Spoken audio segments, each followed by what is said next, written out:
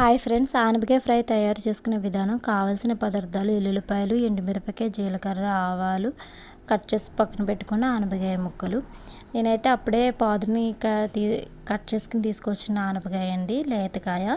బాగా ఫ్రై పాలు వేసుకుని వండుకున్నా బాగుంటుంది, ఇలా ఆనపకాయ ఫ్రై పెట్టుకున్నా బాగుంటుందండి.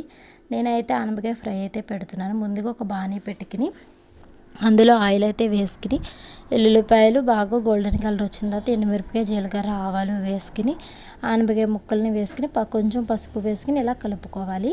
ఇలా కలుపుకుని ఒక 5 minutes అయితే బాగా మగ్గించుకోవాలి.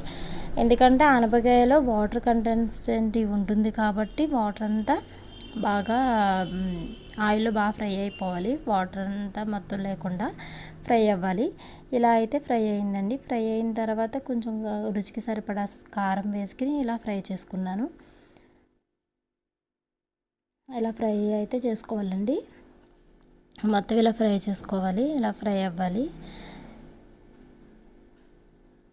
ఇలా అయితే ఫ్రై అవ్వాలండి. ఇలా ఫ్రై అయిన తర్వాత అదిగోండి ఆనపకాయ ఇంకా ఫ్రై అవ్వాలి. కొంచెం బాగా ఫ్రై అయితే బాగుంటుందండి టేస్ట్. ఇలా రుచికి సరిపడా సాల్ట్ వేసుకుని లాస్ట్లో కలుపుకుని తింటే ఆనపకాయ ఫ్రై రెడీ అండి. ఇదిగోండి ఆనపకాయ ఫ్రై అయితే రెడీ. వీడియో నచ్చితే లైక్ చేసి, షేర్ చేసి, సబ్స్క్రైబ్ చేయండి, కామెంట్ కూడా చేయండి.